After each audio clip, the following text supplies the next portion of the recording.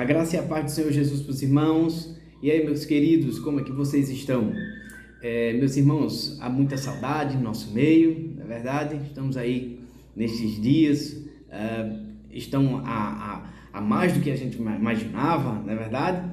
Mas louvado seja Deus, porque vai passar e no tempo breve nós estaremos juntos mais uma vez para glorificar o nome do Senhor. Meus irmãos, eu queria nesta manhã refletir com você num livro de Filipenses, capítulo de número 1, dos versículos 3 até os versos de número 17. Eu não vou fazer aquela leitura corrida aqui, mas eu queria que você abrisse a sua Bíblia, deixe a sua Bíblia aberta, e aí a gente vai lendo, o Espírito Santo vai falando aos nossos corações. Meus irmãos, colocando um tema para este devocional, eu diria, coloque o Evangelho no centro da sua vida, ou tenha o Evangelho como prioridade no seu coração. Então, irmãos, trazendo a leitura que Paulo faz nesta carta, e Paulo, queridos, ele estava vivendo uma situação atípica, ele estava vivendo algo não planejado quando escreveu esta carta. Ele estava preso, ele estava na prisão, as algemas estavam em seus pulsos, e então, irmãos, não é diferente para o que a gente está vivendo nesses dias. Nós estamos vivendo algo que não planejamos, seja ele de ordem financeira, de ordem política, até de ordem social. Então, irmãos, por estas razões, há um sentimento que Paulo imprime em sua carta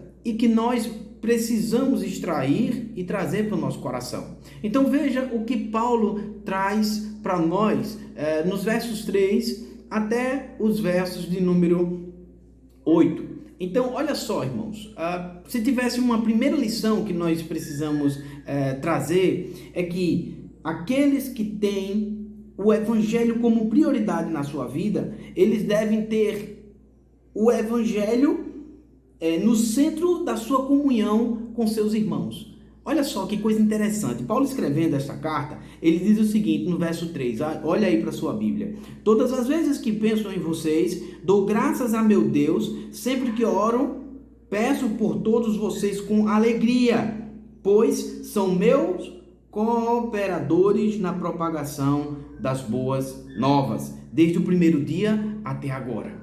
Então veja, o que Paulo está escrevendo para essa carta, para os irmãos lá em Filipenses, Paulo está dizendo, olha, como o Evangelho é o centro da minha vida, vocês também têm o Evangelho como centro na vida de vocês. E uma das razões para que o Evangelho seja o centro da vida de vocês é porque nós colocamos o Evangelho no centro e na nossa comunhão entre nós.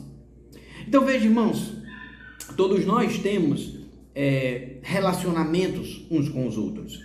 Haja vista que a nossa igreja, ela tem esse ministério, né, da preocupação com aqueles que estão mais necessitados. E aí, irmãos, nós, em comunhão uns com os outros, nós trabalhamos em prol do Evangelho. Então é isso, queridos, que quando nós temos o Evangelho como prioridade no nosso coração, nós colocamos na nossa comunhão uns com os outros o Evangelho. É claro que aqui a gente poderia tirar exemplos, inúmeras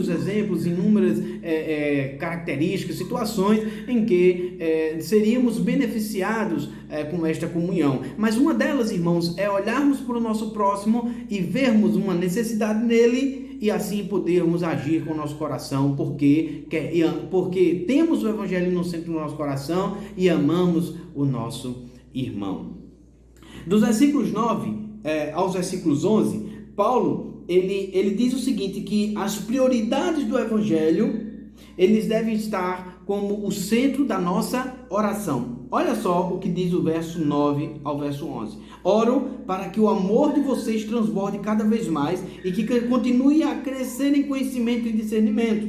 Eu quero que compreendam o que é verdadeiramente importante para que vivam de modo puro e sem culpa até o dia que Cristo voltar. Que vocês sejam sempre cheios do fruto da justiça, que vem por meio de Jesus Cristo, para a glória e o louvor de Deus. Se você percebeu, irmãos, dos versos 3 até agora, Paulo está falando do conteúdo de sua oração. E uma das coisas, irmãos, uma das características daqueles que têm o Evangelho como centro da sua vida é que eles oram uns pelos outros. Então veja, no primeiro ponto que aprendemos aqui é que nós colocamos o Evangelho no centro da nossa comunhão. Segundo, o conteúdo da nossa oração, irmãos, é para que estes irmãos continuem crescendo no Senhor. Porque a prioridade da nossa oração é o crescimento e o avanço do Evangelho. Porque Paulo estava preso. Talvez Paulo pudesse dizer assim, olha, eu estou orando a Deus, minha preocupação é falar com Deus, me encher de Deus e para que Deus me tire dessa. Tá, eu não posso dizer que Paulo também não tenha isto em seu coração, mas que a prioridade dele não era essa. A prioridade dele era que o Evangelho fosse parte do conteúdo da sua oração e para aqueles irmãos, que aqueles irmãos a qual ele tinha comunhão e que recebiam as suas doações continuassem crescendo no Senhor. Veja, irmãos, o sentimento de Paulo não era egoísta, mas pelo contrário, era pensando no coletivo.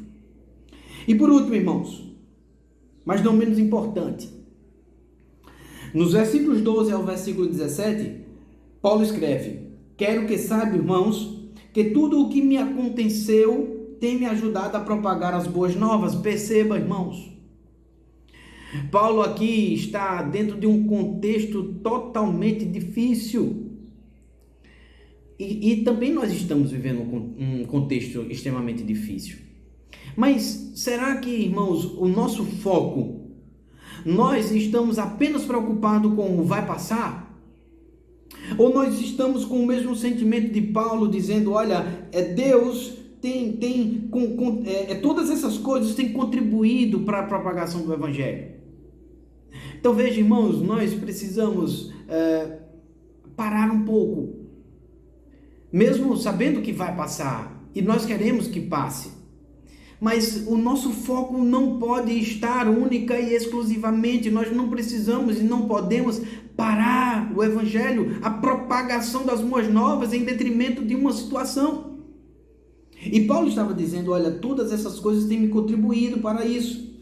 E ele diz que toda a guarda do palácio, é claro que isso não é uma figura, não é de maneira literal, porque na guarda havia aproximadamente 30 mil pessoas, mas o que é importante lembrar é que Paulo mesmo contava-lhe de Jesus aquelas pessoas, e aqueles guardas contavam para outros guardas, até que toda a guarda ficou sabendo da história de Jesus.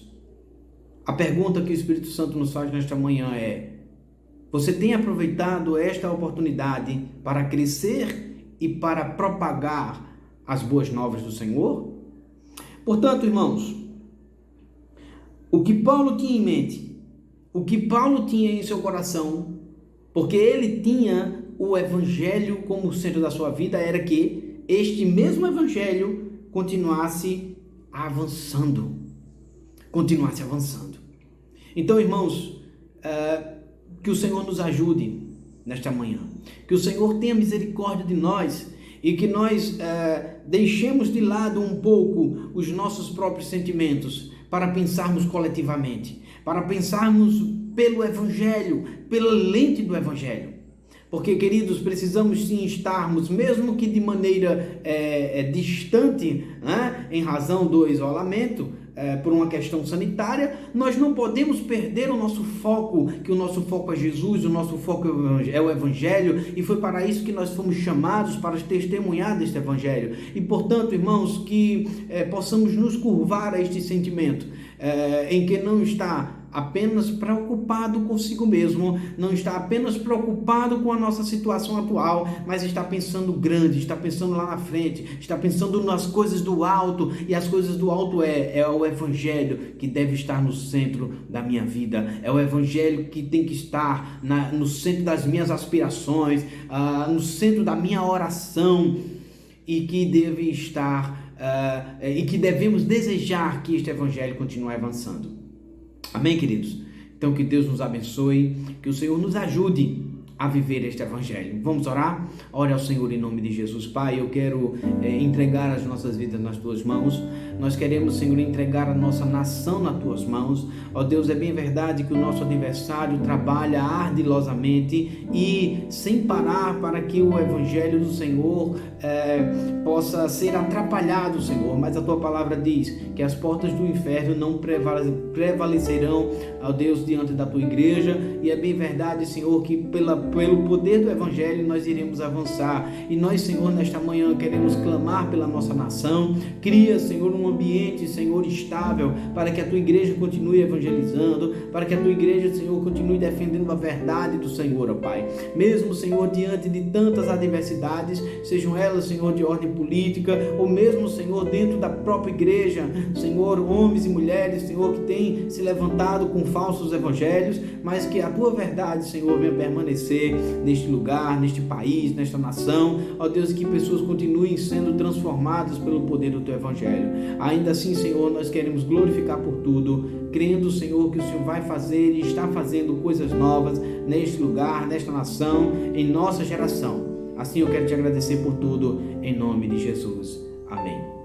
Meus irmãos, que Deus abençoe você. Eu queria dizer que este devocional, ele é uma adaptação, tá certo, do primeiro capítulo deste livrinho chamado Coração de Crente, né? Coração de Crente, tá bom? Escrito aí pelo Dr. E. Carson, tá bom? Que Deus abençoe tua vida, querido. Amém.